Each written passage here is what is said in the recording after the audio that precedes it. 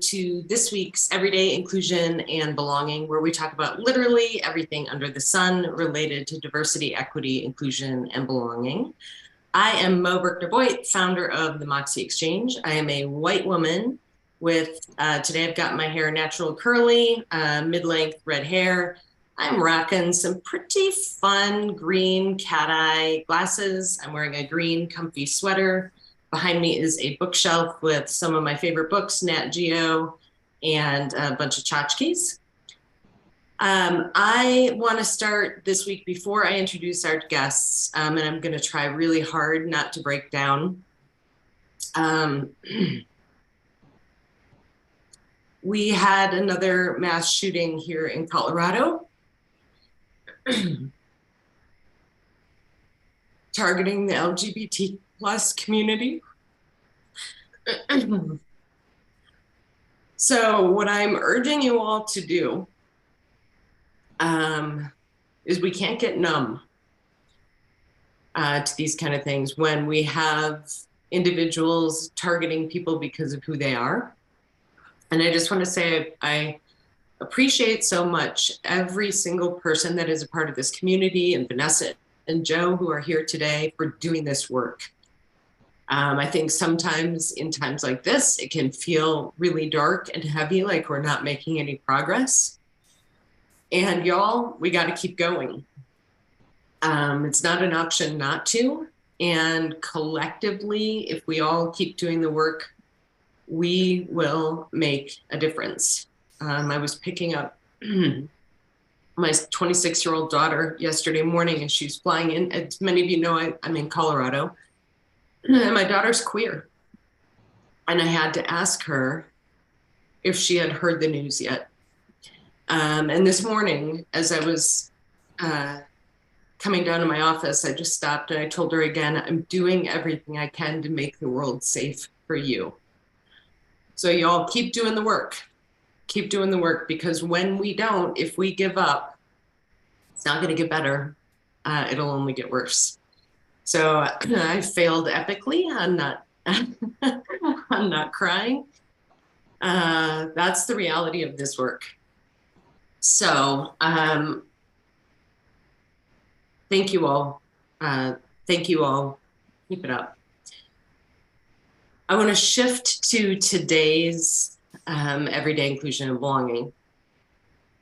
This is one of my favorite recent stories about the community of people doing this work. So I met Joe and Vanessa at I4CP's Chief Diversity Officer Board. And we had this dinner where there were 5 of us at the table.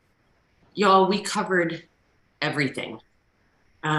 We talked about how to call people in when they're saying, somebody at the table thought that there was one of us had thought that I had used a slur. And then we had this great conversation. The restaurant was really loud, so I actually hadn't, but just like how you have to have the conversation if you think somebody has said something. We talked about using the word disability. And then Joe, Vanessa, I don't even remember how we got on it, but we started talking about land acknowledgements. And I brought Joe and Vanessa on because what I learned in that conversation is I've been screwing up. You notice that oftentimes I will do a land acknowledgement at the start of these sessions. And what I learned from the 2 of them in the 10 minutes that we were talking about it was probably coming off as pretty performative. And this is me leaning in and saying, gosh, that's awesome, y'all. Tell me how we can do this better. And by the way, will you come on camera and have this conversation with me? So we are here today to talk about how to do land acknowledgements in a way that's actually meaningful. So Joe and Vanessa, I'm going to let you introduce yourselves, and then let's get into this really, really important topic. So Joe, I'm going to start with you. Please introduce yourself. Hello, everyone. My name is Joseph Canty. I am the Director of Diversity, Equity, Inclusion at Best Buddies International. I met these 2 amazing colleagues through I4CP, just doing some training and really getting a better understanding of what so many professionals do in this space in terms of diversity, equity, inclusion, and belonging. And I've been doing this work since 2003, and I've also been an educator about 19 years. So I've enjoyed this journey, and I look forward to sharing the space with these two. Vanessa, Thanks. all of you. That's great. Thanks, Mo. It's nice to see both of you again. My You as name is well. Vanessa. My name's Vanessa Leverance, and I'm actually I work out of Toronto for BMO Financial Group, and I'm the head of diversity, equity, and inclusion here for the bank for have an enterprise scope. And I feel so privileged to be on this call with Joe and Mo to have this really important dialogue. I have actually been working in the DE&I space for 2 years only. My career has been in HR, but in a different area of HR. And so this has been part of my own learning journey as well. And looking forward to the ongoing conversation today. So, you know, maybe I do remember how we got on this topic. I think we were talking about identity and intersectionality and how what we bring to the table matters. And Joe, I just called you Joe, but you introduced yourself as Joseph. Oh, I think you're on mute. You can call me Joe, no problem. Absolutely. Okay. No So issue. Joe, I think a part of this, I would love for you to share. You bring some identity to this that is really helpful, and I think that might be a great place for us to start. Okay. So one of the things that I think we discussed in this conversation, if I think I'm hearing you right, is just the fact of what intersectionality means to me as an African-American man. One of the things I've always had to toe the line on understanding to be accepted in this world that we live in is being a 6'6" Black male and what that means when you enter a space. And so I shared with everyone during that conversation how tone, your approach, even being somewhat subservient at times in a younger age to feel accepted, code switching, if you will, and what that means to where I am today in life and in my career are vastly different spaces.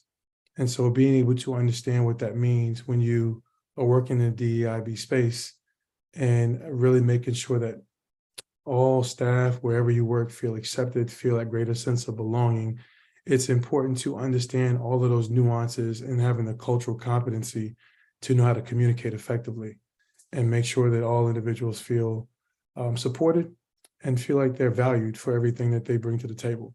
So that was a big part of that discussion, which I think that's what you're alluding to. But the other thing that I think is very important to point out is while that is all a part of my identity, to make sure that we don't limit ourselves based on social constructs. So while I've shared that I am a Black male that is 6'6", right? There are other pieces to my identity that matter as well. Being a father, where I'm from, where I currently reside in Charlotte, North Carolina, all of that plays a role in how we build relationships. So understanding how to bridge those gaps is very important, and understanding all those aspects. We often just look at, okay, he said he was Black, said he was a male, so we're talking about race, ethnicity, and gender. And a lot of people, we stop there. So we shortchange ourselves from really growing and learning. And that's one of the biggest things I think we talked about during that conversation, which went into many different realms. But that was one of the big things that I opened up about, and really tying that into the experience of what we had to navigate, I want to say, at the National African American History Museum, and seeing the different artifacts, whether it be a replica of the coffin of Emmett Till, or of seeing images of Medgar Evers, Reverend Dr. Martin Luther King, seeing the replica of a train that said for colored only or for white only sections, and understanding the impact that had on me in that day, but everyone who shared in that experience. It holds a special place in my heart. But then tying that into what we see modern day and how we not only talk about land acknowledgements in terms of indigenous communities, but all people, and what that means when we hold space, or there's a history tied to a certain space or an environment. So I could go on and on, but that's where I was at, and those things I hold true.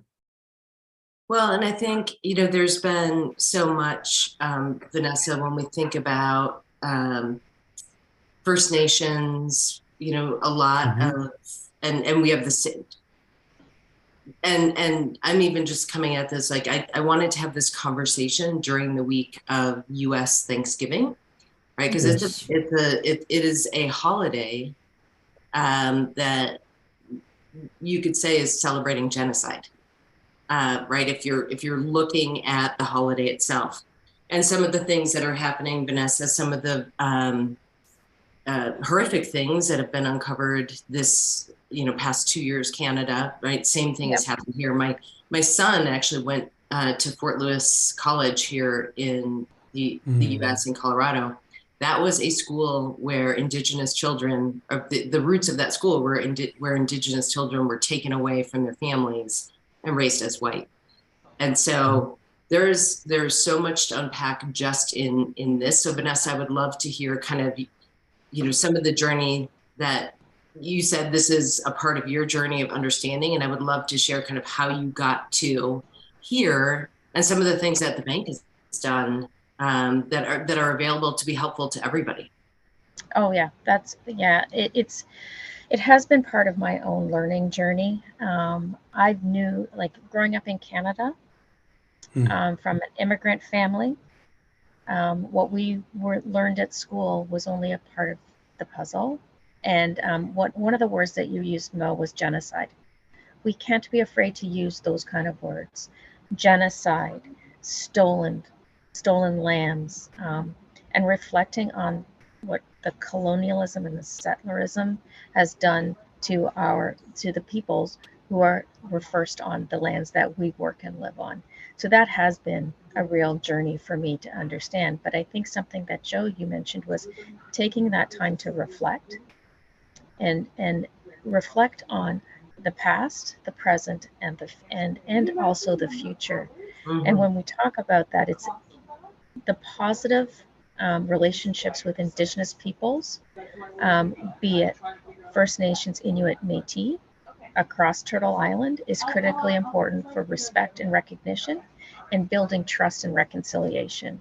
Because of the horrific findings in Canada, in the residential schools across our nation, and I'm assuming through the U.S. as well, that we need to.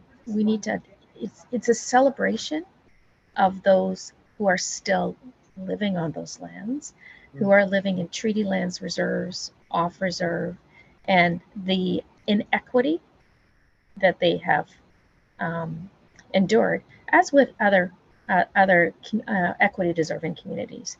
But for me, the reflection has been taking the time to step back and understand where I'm working from. So if I do a land acknowledgement, why am I doing it? I really have to spend that time of self-reflection on why am I doing it and what is my goal. My goal is really to help anybody who's listening to take that step to learn more. It's respect, recognition, education, and what can each of us do, and what can I do to take action, and where am I going to have the largest impact. So I'm not just reading a statement. When I do my own land acknowledgements, I actually do a little bit of Google's amazing, because it will identify what land you're on. So if I'm working from home, my home is in Whitby, Ontario, Canada, which is just outside of Toronto. My land acknowledgement, if I'm delivering it from my home, is slightly different than if I'm delivering it from Toronto, because I'm in a Williams Treaty where I live, but where I work, it's a different territory, and it's more all encompassing of some other nations as well. So it's also like I've been doing research. Who do the lands belong to? Can I interrupt you just for a second, Yep, Vanessa? yep. Because there is an amazing app out of Canada, actually, called Native Land. And you can download it for free, and it will bring up for you, and you can go into the languages, treaties, So I think this is a great place to start, to say what you were saying, right? The education, go in, use this app, find out, for example, I know that I'm sitting on Cheyenne, Ute, and Arapaho land. Mhm. And then doing some of the research. Well, what does that actually mean? Right? That's the start, right? Is to understand the land on which you're sitting. And then the research piece. So Google and the native land app. And also, what does it mean to you as a person? So for me, being an immigrant family, my dad was from Germany, my mom was from Jamaica, and I was born in England and I grew up in Canada. What does it mean for me to be having the privilege and the honor to work on the lands and the first peoples in our past and the present, my colleagues, and those still here, and the future generations, because they haven't gone away despite what has happened historically of trying to, like the residential school, strip them of who they are and make them go away. And so I have the honor and privilege of working on this lands on Turtle Island because of our indigenous communities, and I want to celebrate as well. It's not all. It's a focus on positivity and reconciliation is critical from my own perspective. But we all have our own journey, and depending on when I'm delivering a land acknowledgement, I'm doing it as an ally, but it also may mean something different to me depending on when I deliver it. So it's not all prescribed, because sometimes I reflect on my own children, because part of my identity is I'm a mom, right? And what does that mean to me that they have the honor and the privilege to be able to grow up here, educated, and have colleagues who are indigenous in their school system and as they grow up too. And I think it's really critically important to use the language and learn the pronunciation. So yeah, so like Huron Wendat, Anishinaabeg, like use the words, and Google can help you with pronunciation. Joe, thoughts on that, and I really appreciate Vanessa. Hold for 1 second, Joe. One of the things that you talked about, learning and education, I have found my unlearning is as important as my learning. So I think back to when I was a kid, and I'm sure that there's a picture somewhere, right, where I'm dressed in a little pilgrim hat and and we were given this idea of what the first Thanksgiving was, and right, the colonialized, whitewashed version of what had happened. So to unlearn and then learn for the first time is as important, and to catch myself with the narrative that I was given as a child, right? And having to interrupt that, because it's really easy to go back to that, to slide into the neural pathways of this is, and it's like, no, actually, right? And I use the word genocide because it was genocide, right? But that's not the happy first Thanksgiving with the friendly Indians, right? Like all the things that are so wrong with that. So the unlearning and then learning anew. And that's part of the education and awareness and asking the questions. Yeah. Doing your research, I think that's critical to help break that cycle of what we've all learned or grew up in school and society. Joe, I'd love to hear your thoughts. This is like dinner all over again. One thing I appreciate with Vanessa speaking to is why am I wanting to do a land acknowledgement? And so recently had a chance to engage some wonderful professionals out of New Mexico to talk about some of the work they were doing in indigenous communities in that area as part of the Navajo tribes. And I thought it was really telling on how they spoke to doing land acknowledgements. And basically, similar to what we say, it's about representation. And so I think what I would recommend in anyone, first of all, is asking the question why, but then opening the space to someone who is reflective of those communities that you choose to acknowledge. So doing the research and putting the effort in to say, hey, we want to acknowledge your land. We want to acknowledge those who are directly connected to the land, that history, those communities, those cultures, because I cannot validate those experiences, much like one cannot validate the experiences of a Black male, right? So that's why I appreciate you starting the conversation here, because it is about that. It is about understanding that representation matters, but also being able to hear firsthand all of the different nuances and things that you can look beyond if someone were to say they come from First Nations or an Indigenous community, right? And that's important to understand. One of the other things that I think is very, very, very important is to, as Vanessa stated very clearly, is to do your research, but also understand the nuances of those different tribes or groups, understanding what may be appropriate in those conversations. Like you mentioned, pronunciation. So for example, if you are going to speak to someone, an elder of one of those communities, you should know the proper acknowledgements, the proper greetings, and what that looks like. In some communities, you would literally look someone directly in the eye, and some you would not.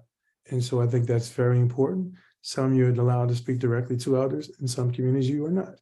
And I think that all of that matters. The other thing I think is very important is to be respectful of language. Sometimes we can be taken back because we don't hear language that's normal to us. And so I know, for example, just having gone through this training myself, Navajo is one of the hardest languages to learn in the world. And so when I sat and listened to the guests who came on and did some training with us, I was just amazed. And I liken it to Japanese. It was really that difficult, but it was amazing to hear the fluency in the tongue, the native tongue, and the grace and the patience just for how to dictate and speak to certain things.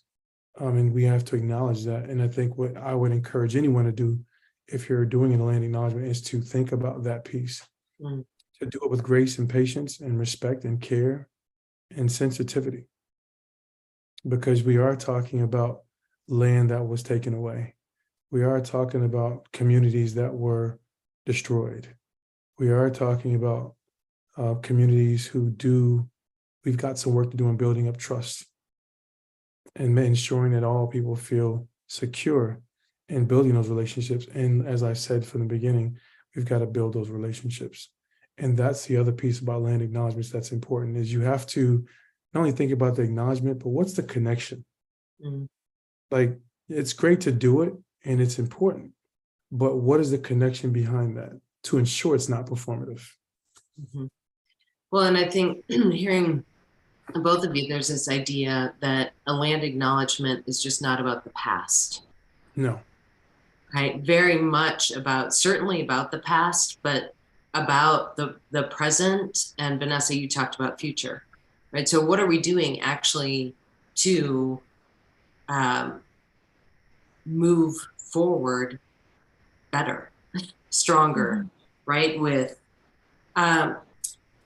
if you had just sort of one either aha or light bulb, or one thing that you have in your own learning, maybe over the last year, consistently added or done in terms of your own acknowledgements, because I would like people to so do your research, right? Understand, like, at a basic level, pronunciation.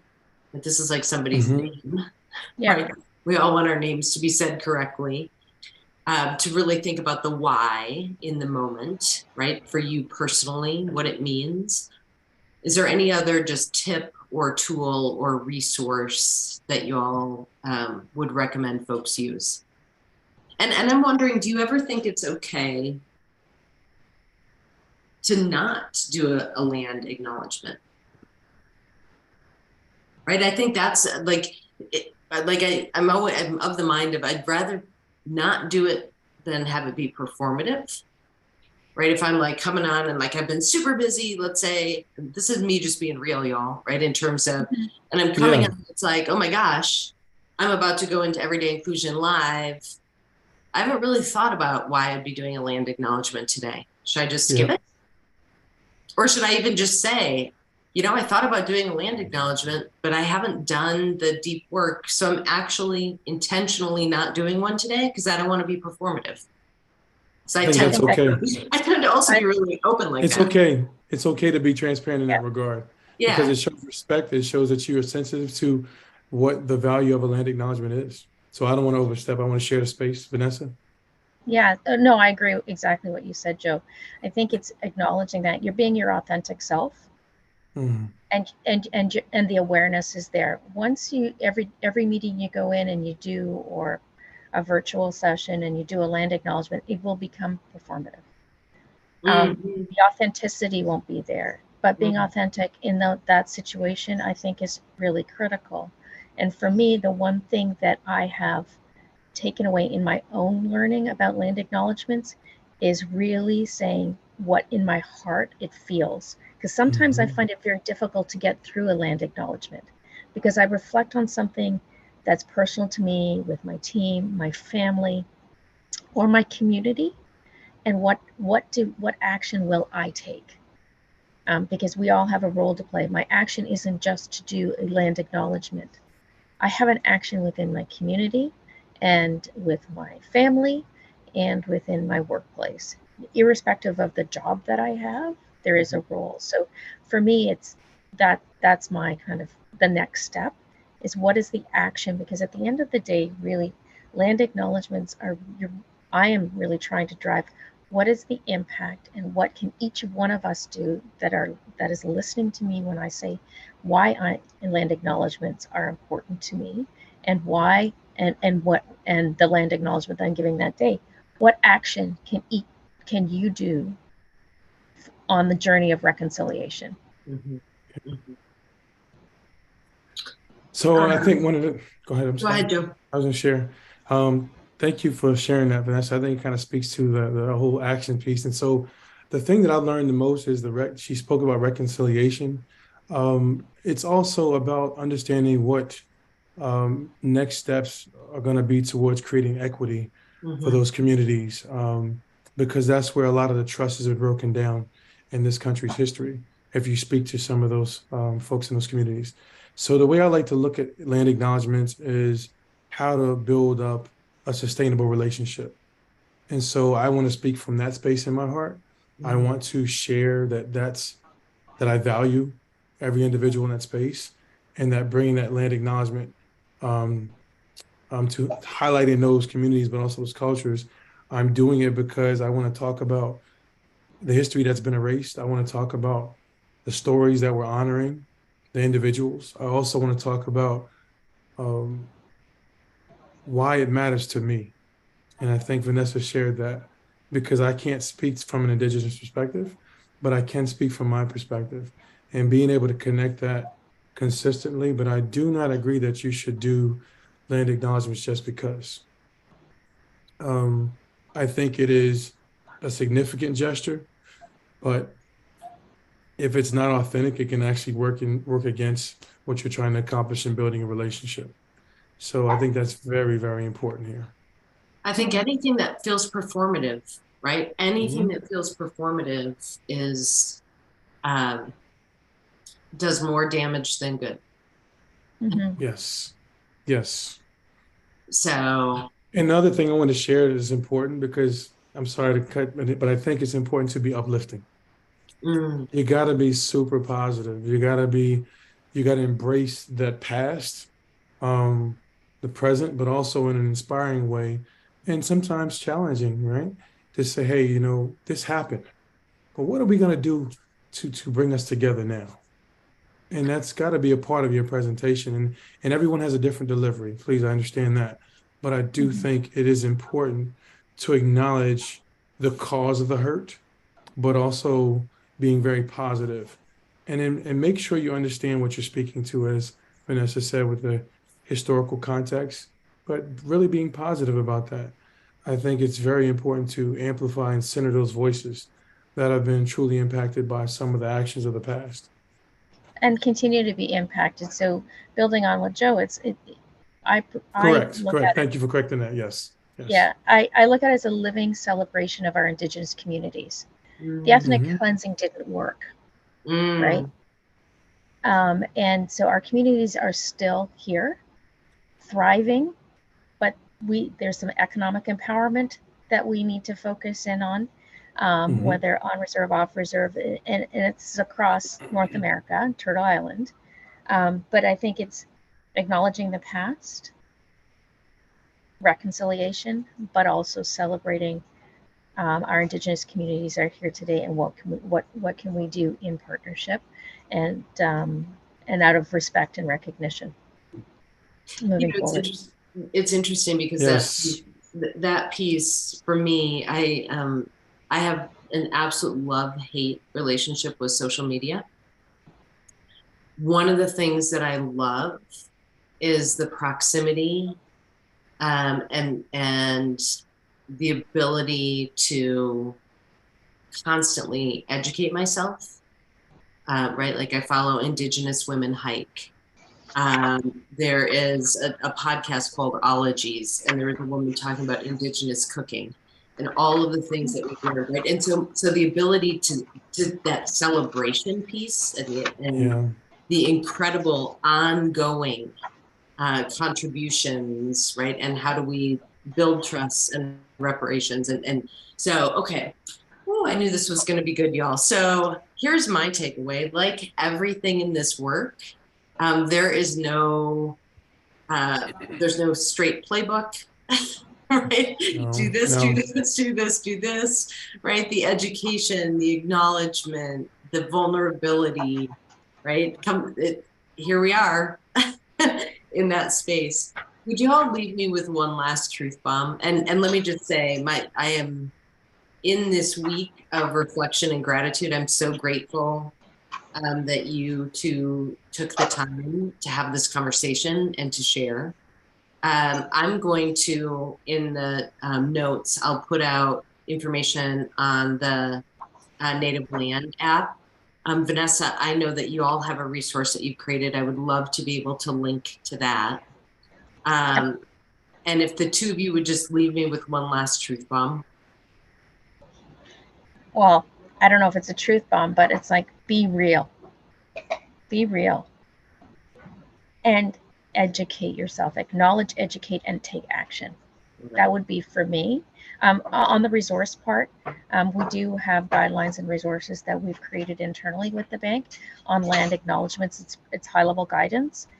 There's also another resource that I will share with you, and that is the Indigenous e-learning. It's a Canadian perspective, but it provides you with a good grounding on the history and where we are today. That we created, BMO created in partnership with First Nations University of Canada, and it is free to the public for 3 years. So anyone in your networks, family, friends, coworkers, please share it. So I will send you the link, Mo, as well. Excellent. Thank you. And then I'll post that, and thank you for creating that and sharing that. Thank you, Vanessa. I think for me, I like to see any work, but specifically when we're talking about land acknowledgements and Indigenous communities, prepare yourself to listen Mm.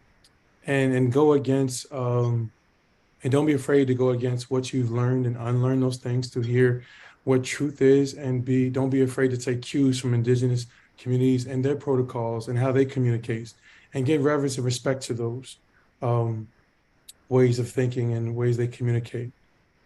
I think it's also important to see this as a launch pad to supporting this work around truth telling, right?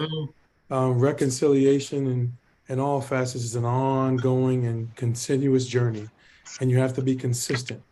And the first part to that is listening and understanding that we've got to all do some healing and processing and reflecting on what's occurred, what continues to occur, and how we can resolve those things by being intentional in all of our actions.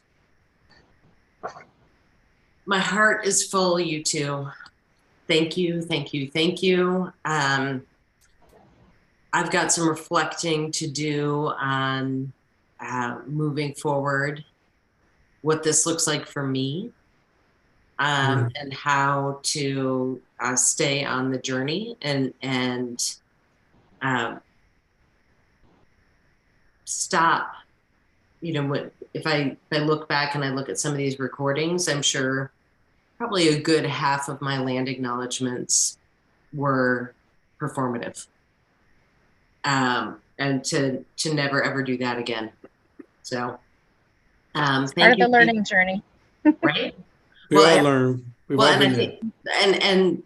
think this community sees this. I think one of the things that is really important for us to do as practitioners and leaders in this work is to very publicly own our learning journey and the mistakes and the stumbles, because if we can't acknowledge that, how are we going to allow others to have that space to learn and stay? So add this to my checklist of things that I've screwed up on.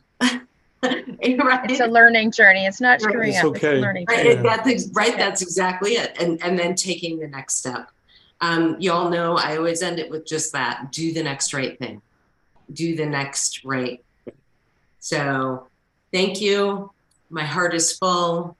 Y'all, we will see you next week on Everyday Inclusion and Belonging. Be well. Thank you both. Thank you. Be well. Stay safe, everyone. Stay connected.